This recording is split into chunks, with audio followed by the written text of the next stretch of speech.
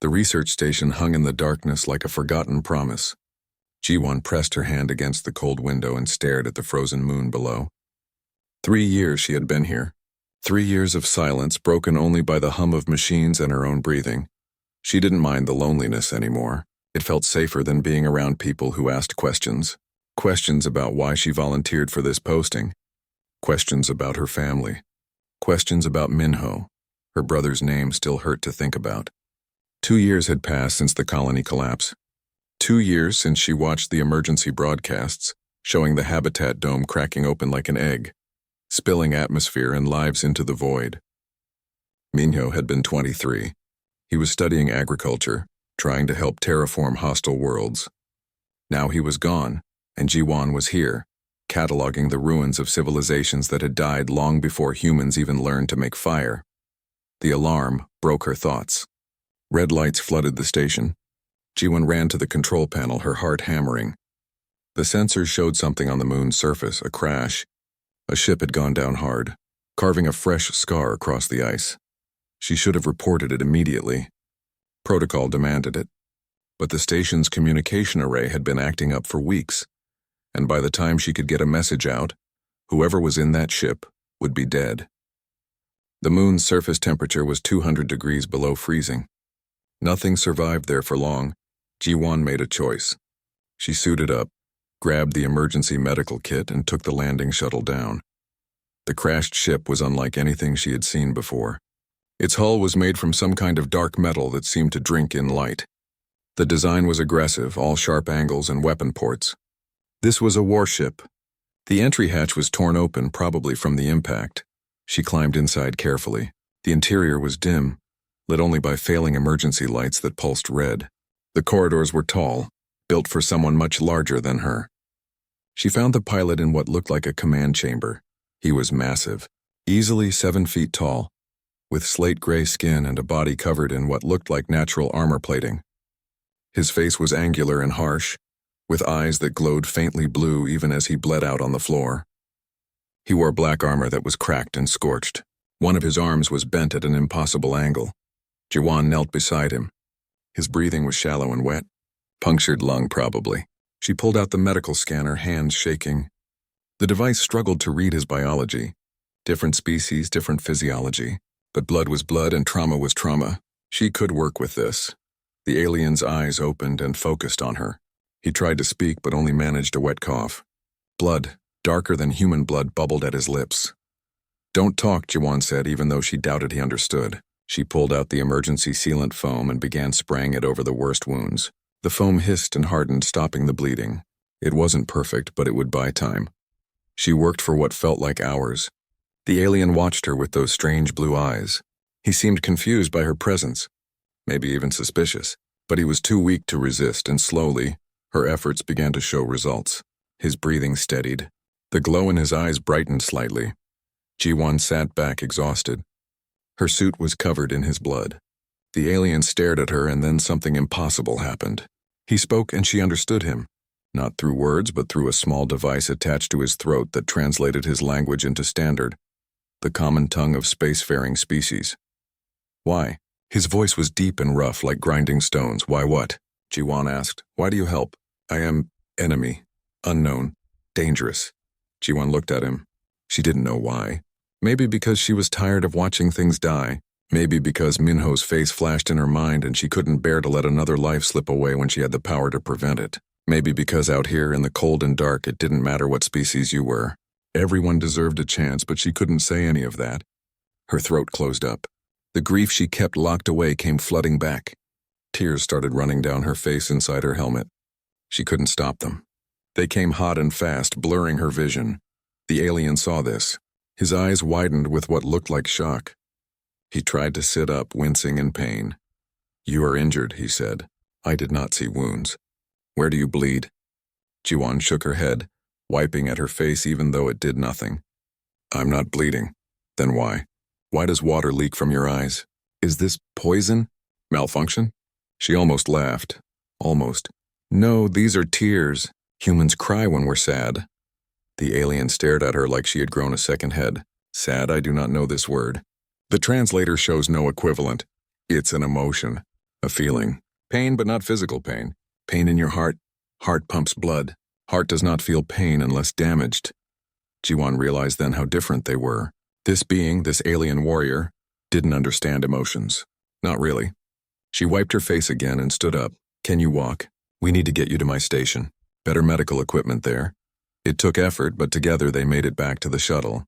The alien had to fold himself into a space not meant for his size. During the short flight up, he kept watching her with those analytical eyes. What is your designation? He asked. My name is Jiwon. Jiwon. I am Thane, strategic commander of the Vorathian Empire, third heir to the eternal throne. He paused. I do not understand what I witnessed. The water from your eyes. This crying. Your species. Feels pain that is not physical? Yes. And you chose to save me while experiencing this pain? Yes. Why? Jiwon didn't answer. She couldn't. How do you explain grief to someone who has never felt it?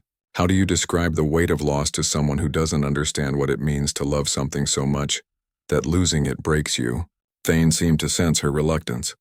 He was quiet for the rest of the flight. But Jiwon could feel him watching her, studying her like she was some kind of puzzle he needed to solve. When they reached the station, she helped him to the medical bay. He was healing faster than she expected. Whatever his species was, they were remarkably resilient. As she set up the monitoring equipment, Thane spoke again. I have traveled many sectors, encountered many species. None of them do what you do. This crying, this feeling of pain that is not wounds. He tilted his head. My people eliminated such things long ago. We found them inefficient, weak. Jiwon looked at him, at this powerful warrior who could probably break her in half without effort. At this strategic commander of an empire she had never heard of. And she felt sad for him. Sad that he would never know what it meant to miss someone. Sad that he had been engineered or evolved or whatever had happened to his people to make them this way. Maybe, she said quietly. Or maybe you lost something important. Thane's expression didn't change, but something flickered in those blue eyes. Curiosity, confusion, something that might have been the very first stirring of doubt. Outside the window, stars burned cold and distant. Inside the station, two beings from different worlds began an unlikely connection. Neither of them knew it yet, but this moment would change the fate of billions, all because of tears. Thane healed quickly over the next 2 weeks. His broken arm straightened itself. The wound sealed and left only faint silver scars across his gray skin. Jiwon watched in fascination as his body repaired damage that would have killed a human 3 times over. But while his body healed, something else was happening. Something neither of them expected. Thane became obsessed with understanding her tears. Every day he asked questions. Endless questions. He followed her through the station like a massive shadow, his blue eyes always watching, always analyzing. When you cry, does it serve a biological function? Does it clean the eyes? He asked while she prepared breakfast in the small galley. Sometimes, Jiwon said, stirring protein paste into something almost edible, but not always. Then why does your body do it? Because sometimes we need to. It's like releasing pressure. When emotions build up too much, crying helps. Thane sat at the table, which creaked under his weight. I do not understand this word. Emotion. The translator gives me data, but the concept is unclear. Your species experiences non-physical sensations that alter your behavior? That's one way to put it, I guess. This seems dangerous. How do you make logical decisions if your judgment is compromised by these emotions? Jiwon set a plate in front of him. He had learned to eat human food, though he said it tasted like nothing. We do both. We feel things and think things. Sometimes emotions help us make better choices. Impossible. Logic is superior to chaos, is it? Jiwon sat across from him. You crashed on that moon because someone sabotaged your ship. That was a logical person making a logical choice to kill you. Was that better? Thane was silent for a long moment. That is different. How? He didn't answer. As days passed, Jiwon found herself talking more. The loneliness she had embraced for 3 years suddenly felt heavy. Thane listened to everything she said with complete focus. She told him about Earth, about cities and oceans and forests, about music and art, about her family. She told him about Minho. My brother wanted to make dead worlds green, she said one night. They sat in the observation deck, watching the frozen moon turn slowly below them. He studied plant genetics. He was always so excited about life, about growth. He used to send me messages every week telling me about his work. And then he died in the colony collapse, Thane said. It wasn't a question. She had told him the basics before. Yes. And you still feel pain from this, even though 2 years have passed. Even though you cannot change what happened. Yes. Why do you not simply delete the memories? Your species has neural technology. You could remove the pain. Ji-won looked at him. Because then I'd lose him completely. The pain is proof that he mattered. That he was real. That I loved him. Love. Thane said the word carefully, like it might break. Another emotion. The translator says it is a strong, positive attachment. But why would you want to keep pain just to maintain attachment to someone who no longer exists? Because he's my brother. Because forgetting him would be worse than hurting. Thane stared at her for a long time. Your species is very strange. But he kept asking questions. He asked about laughter, about anger, about fear and joy and jealousy and hope. Ji-won did her best to explain, though she felt like she was trying to describe color to someone who had only ever seen in black and white. Thane began accessing the station's databases. He downloaded every piece of human culture he could find. Music files, books, movies, historical records. He studied them with the same intensity he probably used for military strategy. One day, Ji-won found him in the common area, watching an old movie from Earth. It was a simple story about a family reuniting after years apart. The ending showed them embracing, crying with happiness. I have watched this 17 times, Thane said without looking away from the screen. I am trying to understand why they cry when they are happy. This seems contradictory. Ji-won sat beside him. Some feelings are too big for just one reaction. Sometimes we're so happy we cry. Sometimes we laugh when we're nervous. Emotions are messy. Messy, Thane repeated. Yes, that is accurate. Your entire species is messy, inefficient, chaotic. He paused. And yet you have survived. You have built civilizations. You have reached the stars despite this chaos. Maybe because of it, Ji-won said. Maybe emotions make us stronger, not weaker. That is illogical. Maybe logic isn't everything. Thane finally looked at her. Something in his expression was different. Less rigid. Less certain. My people would execute me for saying this, but I am beginning to suspect you may be correct. Over the following days, Ji-won noticed changes in Thane. Small things. The way he tilted his head when she spoke. The way his voice softened slightly when he said her name.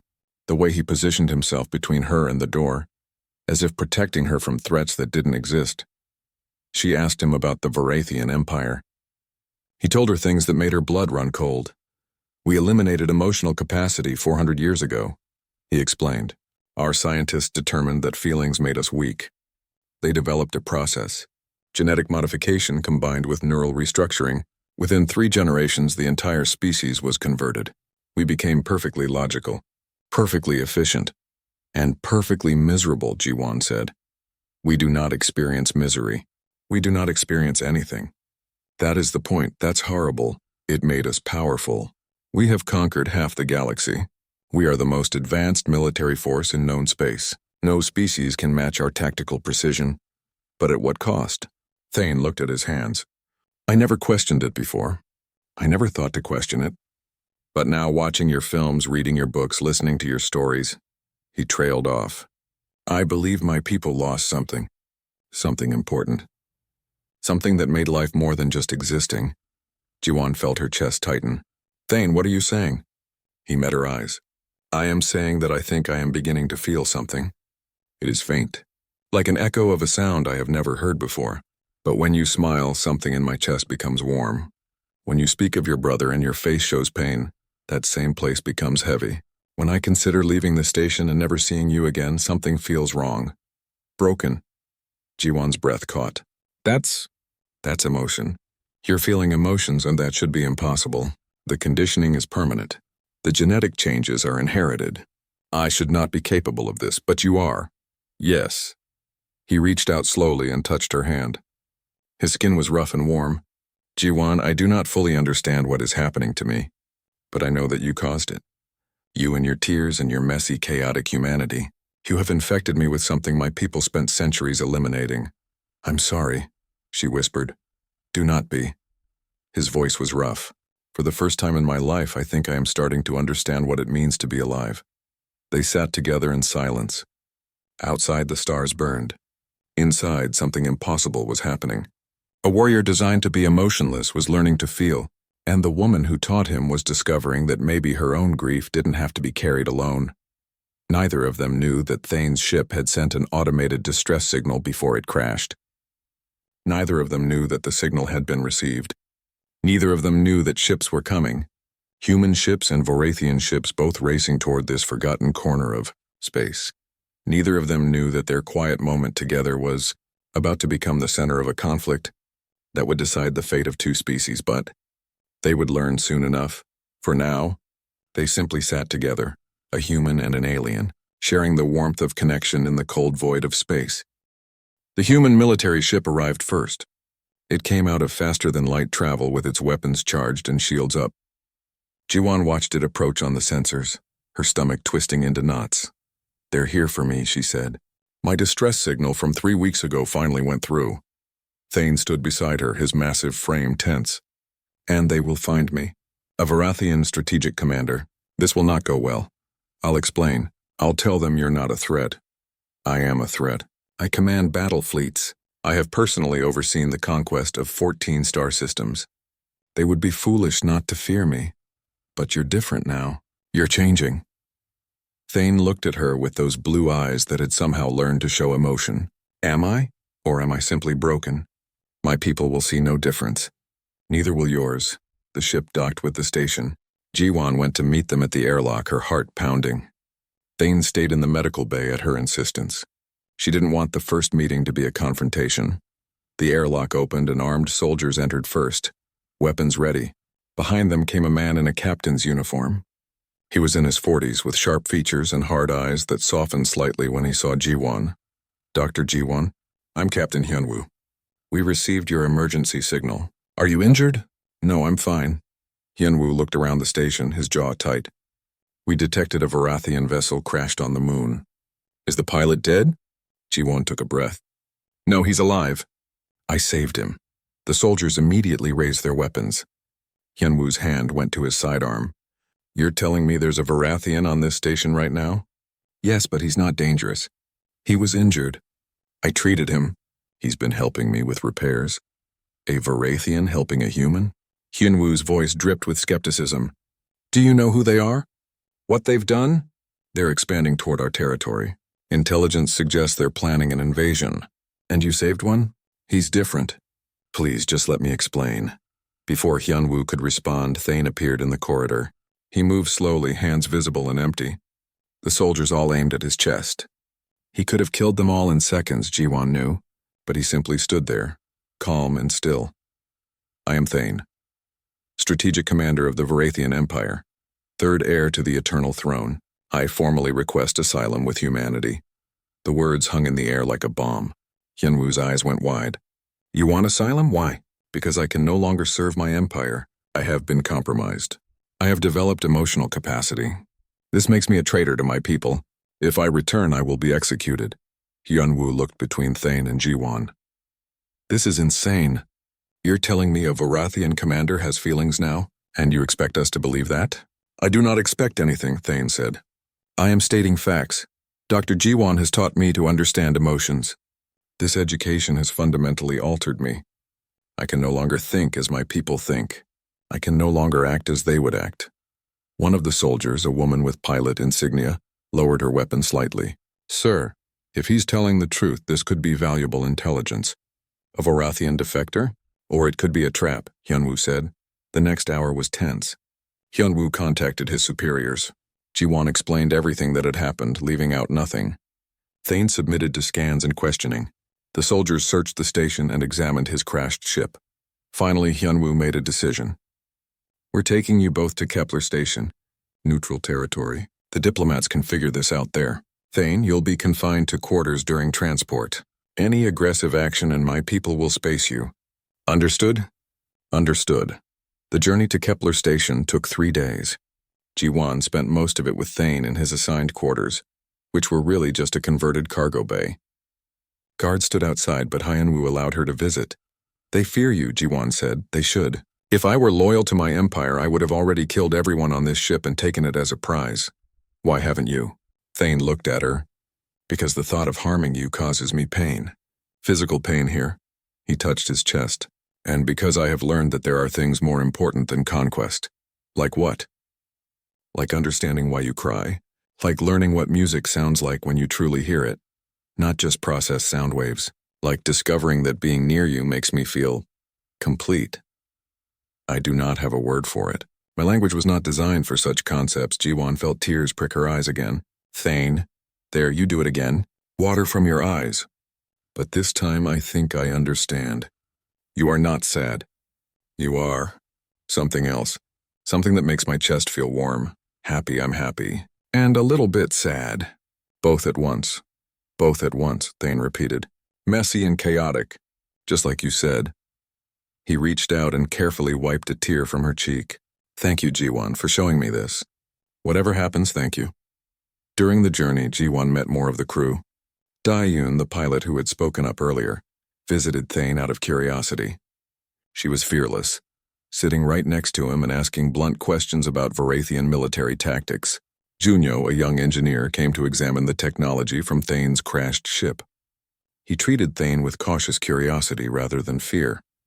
On the second day, something happened that changed everything. Down got news that her training partner had died in an accident. She came to the cargo bay to work on some repairs and tried to hide her grief. But Jiwon saw it, and so did Thane. Daeun sat on the floor, tools scattered around her, and broke down crying. Raw, ugly sobs that shook her whole body. She apologized, embarrassed, but couldn't stop. Thane watched her with intense focus. He saw the way her friends gathered around her, the way they held her and cried with her, the way they shared her pain because they loved her. No words needed, just presence. This is what emotions look like, Thane said quietly to Jiwon. This is why your species survives. You carry each other's burdens. You feel together. When one hurts, others help. This is not weakness. This is strength I never knew existed. Jiwon nodded, watching Daeun being comforted. We're fragile. We break easily. But we're also resilient because we're not alone. My people are alone, each of us. We stand separate, connected only by duty and logic. We have power but not purpose, strength but not meaning. Thane's voice was heavy. I understand now what we lost. And I know I can never go back. Captain Hyunwoo arrived at the cargo bay. He saw Daeun crying, saw his crew supporting her, and his expression softened. He looked at Thane with new eyes. You're really not going back, are you? I cannot. And I would not, even if I could. Why? Thane looked at Jiwon. Because I have learned to hope. I do not know what my future holds. I do not know if your people will accept me or if my people will destroy me. But I know that the possibility of a life where I can continue to feel, to learn, to grow, that is worth any risk. Hyunwoo studied him for a long moment. You're either the bravest being I've ever met or the most foolish. Perhaps both, Thane said. I am learning that such contradictions are possible. When they reached Kepler Station, the situation exploded into chaos. A Varathian diplomatic ship was already there, demanding Thane's return. Human representatives from Earth arrived. Neutral species mediators tried to keep peace. The station buzzed with tension, but Thane refused to leave. He stood before councils and committees and declared the same thing over and over. He had changed, and he could not return to a people who would kill him for becoming something they feared. Late one night, while politicians argued, Thane found Jiwon in the observation deck. They stood together watching the stars. This is my fault, Jiwon said. I did this to you. You gave me something precious. Whatever comes next, I do not regret it. But what if they force you back? What if they start a war over this? Thane was quiet for a moment. Then he smiled. Actually smiled. It was small and uncertain, but real. Then I will find a way to make you smile before they do. You have given me so much. The least I can do is return the favor. Thane, what are you planning? Something foolish. Something brave. Something very human. He wouldn't say more. But Jiwon felt dread settling in her stomach. Because she knew that look. She had seen it in Minho's eyes before he left for the colony. The look of someone ready to sacrifice everything. And she realized with terrible clarity that she had fallen in love with an alien warrior who had learned to feel. And now she might lose him just like she had lost her brother. Outside, empires prepared for conflict. Inside, two hearts beat together, hoping against hope that feeling would be enough to change the future. The meeting hall on Kepler Station was packed. Representatives from a dozen species watched as humanity's leaders debated Thane's fate. Ji-won sat in the observation gallery, her hands gripping the railing until her knuckles turned white. Counselor So-min stood at the podium, her voice carrying through the chamber. She was old, respected, and terrified. We must be realistic. The Varathian Empire has given us 48 hours to surrender Commander Thane, or they will consider it an act of war. We are outnumbered, outgunned. One Varathian battle fleet could destroy our entire defense force. So we just give him up? Captain Hyunwoo stood from his seat. He came to us for help. He's seeking asylum. What kind of people would we be if we threw him back to his death? We would be living people, So-min replied. Dead people have no principles. Another counselor spoke up. Has anyone considered that this might be worth it? A Varathian commander with emotional capacity? The intelligence he could provide? The insight into their military? I am not a weapon for you to use. Thane's voice boomed through the chamber. He stood in the center, surrounded by guards. I seek asylum because I can no longer be what my people made me to be. I will not simply trade one form of slavery for another. Ji-won felt pride and fear mixing in her chest. Thane had learned so much in such a short time. He understood dignity now, honor, self-determination. The debate raged for hours. Some argued for surrender, others for asylum. A few suggested using Thane as a bargaining chip. The fear was thick in the air. Everyone knew what was coming if they refused Varathian demands. During a break, Ji-won finally got to speak with Thane alone in a guarded room. He looked tired. For the first time since she had known him, he looked truly weary. I am sorry, he said. This is not what I wanted. I have brought war to your doorstep. This isn't your fault, it is entirely my fault. I should have died on that moon. Instead, I chose to live. I chose to feel. And now thousands, perhaps millions, may die because of that choice. Ji-won grabbed his hand. Don't say that. You deserve to live. You deserve to be free, do I? I have killed so many in service to my empire. I have conquered worlds. I have made species extinct. Does such a being deserve anything but judgment? Yes, because you changed. Because you're trying to be better. That matters. Thane looked at her with those blue eyes that had learned to show pain. You believe that, truly? I do. He pulled her close, wrapping his arms around her in an embrace he had learned from watching human films. Then I will believe it too. Because you have never lied to me. The next day, Thane requested a private meeting with Captain Hyunwoo and Counselor So-min. Ji-won wasn't invited. But she found Junho, who had access to the security feeds. They watched on a small screen in an engineering closet. I have a proposal, Thane said, one that may prevent this war. We're listening, Hyunwoo said. There is a place, a facility deep in Varathian space. We call it the Archive. It is the most closely guarded secret of my empire. Only the royal family and highest commanders know of its existence. What is it? It contains genetic samples and neural templates from before the purge.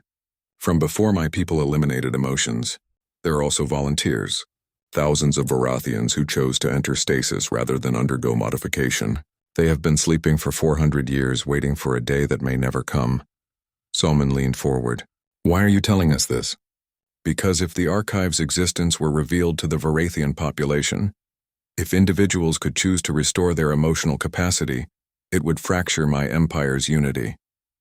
Not all Varathians support the Council's expansion plans. Many simply follow orders because they cannot conceive of alternatives. But if they could feel, if they could question, the war faction would lose its power. Hyunwoo's eyes widened. You're talking about triggering a civil war. I am talking about giving my people a choice, something they have not had in 4 centuries. And how would we access this archive? You would not. I would. The room went silent. Thane continued, his voice steady. I know the location. I know the security protocols. I can reach the archive's core and broadcast its contents across Varathian networks. But I cannot do it from here. I must go there, and I will not survive the attempt. No. Ji-won didn't realize she had spoken out loud until Junho shushed her. On the screen, the meeting continued. This is suicide, So-min said. Why would you do this? Because I have learned something from humanity. I have learned that some things are worth dying for. I have learned that sacrifice gives life meaning. I have learned, he paused, I have learned that love is stronger than fear. Ji-won felt tears streaming down her face. Junyo put a hand on her shoulder. Hyunwoo shook his head. Even if we wanted to help you do this, which I'm not saying we do, how would you even get there? You'd need a ship, a crew, clearance through Varathian space. I have access codes. I have command authority. With a small, fast ship and a crew willing to risk everything, it can be done. It's insane. It is hope. The only hope I see of preventing a war that will kill millions. The meeting ended with no decision, but word spread through the station. A Varathian commander wanted to defect not just from his empire, but to destroy it from within, to give his people something they didn't even know they had lost. Ji-won found Thane that evening on the observation deck. He stood alone staring at the stars. You can't do this, she said. He didn't turn around. I must. You'll die. They'll kill you the moment they see you. Yes. Then don't go. We'll find another way. There is no other way. The Varathians will not negotiate. They will not compromise. They will attack and your people will suffer and it will be my fault. I cannot allow that. Ji-won moved in front of him, forcing him to look at her. You're not responsible for your entire empire's choices. But I am responsible for mine. I chose to live. I chose to feel. Now I choose to act. You taught me that emotions give life meaning. Well, this is the meaning I have found. Saving you. Saving your people. Giving my people a chance to feel what I have felt. What about me? What about us? Thane reached out and gently touched her face. You are the reason I can do this. You showed me that some things are worth any price. You told me that loving someone even if you lose them is better than never loving at all. I understand now. I understand why you keep Minho's memory even though it hurts. Because the love is worth the pain. Thane, please, I want to see you smile. Truly smile. Not the sad one you have been wearing. I want to know that you are safe and happy. That is worth burning every star in the sky. That is worth my life, Ji-won broke down crying. Thane held her, learning the art of comfort, of giving presents in place of solutions. I love you, she whispered. Is that messy enough for you? It is perfect, he said. And I love you too. Even though I do not fully understand what that means. I know it is true. That night, Captain Hyunwoo made an announcement. Against council orders, he was assembling a volunteer crew for a covert mission. The goal, infiltrate Varathian space and access the archive. It was unauthorized. It was probably suicide, but it was the only chance they had. Dayun volunteered immediately.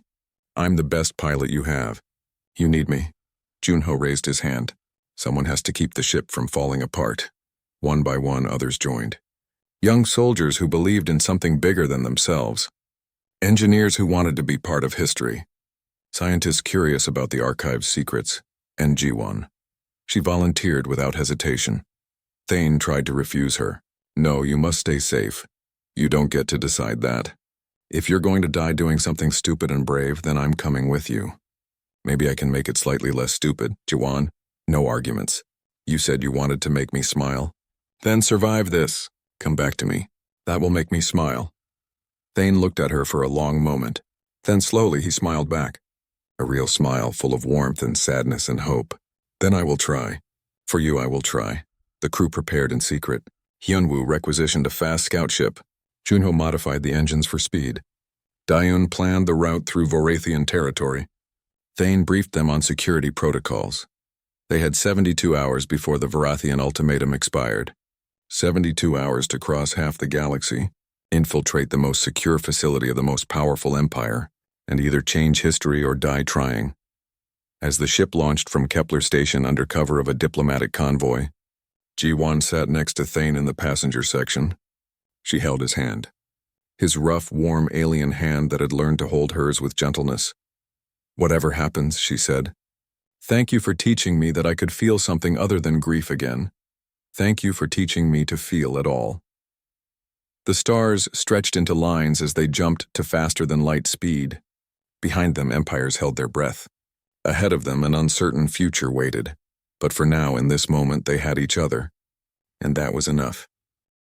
The ship shook as Dayun pushed it through Varathian space at speeds that made the engines scream. Red warning lights flashed across the control panel. Junho worked frantically to keep everything from falling apart. Patrol ships ahead, Dayun called out. 3 of them. Thane moved to the communication station. I will handle this. Maintain course. He activated his command codes and spoke in the harsh language of the Vorathians. His voice was cold, emotionless, perfectly mimicking what he used to be. The patrol ships responded and then broke off, allowing them to pass. That was too easy, Hyunwoo said, gripping his seat. It will not remain easy, Thane said. The closer we get to the archive, the more questions they will ask. My command codes will only carry us so far. Ji-won watched him from across the cabin. He had barely spoken to her since they entered Vorathian territory. She understood why. He was preparing himself, putting walls back up, becoming the commander he needed to be to survive this. But she missed him, missed the version of him that had learned to smile. They traveled for 2 days, jumping between systems, avoiding major military installations. The archive was hidden in a dead system, orbiting a dying star. According to Thane, it was the perfect hiding place. Nothing of value existed there. No reason for anyone to visit. When they finally arrived, Ji-won saw the facility through the viewport. It was massive, a dark structure that seemed to swallow light, built into an asteroid. Weapon platforms surrounded it. Even from a distance, she could see patrol ships moving in precise patterns. That is our destination, Thane said. We will need to dock with the main platform. From there, it is a 10-minute walk to the archive core. That is where I will broadcast the files. And how do we get past all those weapons? Taeon asked. We do not. I go alone. The rest of you remain with the ship, ready to flee when the alarm is raised. Absolutely not, Ji-won said. This is not a discussion. You're right. It's not. She stood up, moving to face him. I'm coming with you. You might need medical support. You might need someone who understands how to work with the genetic samples. You need me. Thane's expression was hard. I need you alive. If you come, you will die. Then we die together. Ji-won. No. I didn't come all this way to sit in a ship and wait. You said you wanted to make me smile? Well, I won't smile if I let you do this alone. So either we both go or neither of us does. Captain Hyunwoo cleared his throat. As much as I hate to say it, she has a point. This mission has a better chance with 2 people. And if things go wrong, we can provide cover for your escape. Thane looked between them. Ji-won saw the war happening behind his eyes. Logic versus emotion, safety versus need. Finally, he nodded. Very well. But you stay behind me, always. They docked without incident. Thane's codes worked perfectly. The automated systems accepted their clearance. They walked through sterile corridors that reminded Ji-won of a tomb. Everything was gray and cold and empty. They passed 2 Vorathian guards. Thane spoke to them briefly. The guards nodded and let them pass. But Ji-won saw one of them pause, looking back at Thane with something in his eyes. Confusion? Suspicion? We need to move faster, Thane said. They reached a secured door. Thane placed his hand on a scanner. The door opened to reveal a vast chamber. Inside were thousands of stasis pods arranged in perfect rows. Each one contained a sleeping Vorathian. The sight took Ji-won's breath away. These are the volunteers, Thane said quietly. People who refuse to change, who believe that someday emotions might matter again. They've been waiting 400 years, Ji-won whispered. Today they will wake. At the center of the chamber was a control station. Thane moved to it, his fingers flying across the interface. I am uploading all files to the public networks. The locations of this facility, the genetic templates for emotional restoration, the testimony of those who resisted, everything. How long? 5 minutes. Then every Vorathian with access to the network will know the truth. Alarms started blaring. Red lights flooded the chamber. Thane cursed in his language. They detected the upload. Security is coming. Can you stop it? No. Once started, the process cannot be interrupted. But we will not survive to see it complete. Footsteps echoed from the corridor. Many footsteps. The security forces were coming. Thane moved away from the console, positioning himself between Ji-won and the entrance. When they come through that door, run. Find another exit. Get back to the ship. I'm not leaving you. Ji-won, please. I need to know you survived this. That is the only thing that matters to me now. The door burst open. Vorathian soldiers flooded in, weapons raised. But they didn't fire, because standing at the front was someone Thane clearly recognized. A Vorathian even larger than him, with similar features. Family. Kale, Thane said. Brother, the voice was cold. You disappoint me. We gave you everything, power, status, purpose, and you throw it away for what? These creatures? These emotional animals? They taught me something you will never understand. Emotions are weakness. The Council was right to eliminate them, and you are proof of why emotional contamination must be destroyed. Kale stepped forward, weapon aimed at Thane's chest. I gave you life once. Now I will take it back. Jiwon stepped in front of Thane. No. Kale looked at her like she was an insect. Move, human. This does not concern you. It concerns me. I love him, and if you want to kill him, you'll have to kill me first. Something flickered across Kale's face. Just for a second, confusion, maybe something else. He looked at Jiwon, then at Thane, then back to Jiwon. Love, he said slowly. You claim to love my brother? Yes. And you would die for him? Yes. Why? Jiwon felt tears running down her face. Because some things are worth any price. Because he matters more than my own life. Because loving him, even for this short time, was better than never loving anyone. That's what it means to feel. That's what your people lost. Kale stared at her. His weapon didn't waver, but something was happening behind his eyes. A crack in the armor. A question forming. Behind them, the console beeped. The upload was complete. Every Varathian in the Empire now had access to the archive. Kale's communicator erupted with alerts. His soldiers looked confused as messages flooded their systems. The truth was spreading like fire. What have you done? Kale's voice was no longer cold. It was uncertain. I gave our people a choice, Thane said. Something they have not had in 400 years. They can choose to remain as they are, or they can choose to feel, to be complete, to be alive. You have destroyed us. I have freed us. For a long moment, no one moved. Then Kyle lowered his weapon. Just slightly. His hand was shaking. I do not understand, he said. But I do not wish to kill you. This thought. It is not logical. It is not rational. It is... He looked at his hand in confusion. What is happening to me? You are beginning to feel, Thane said gently.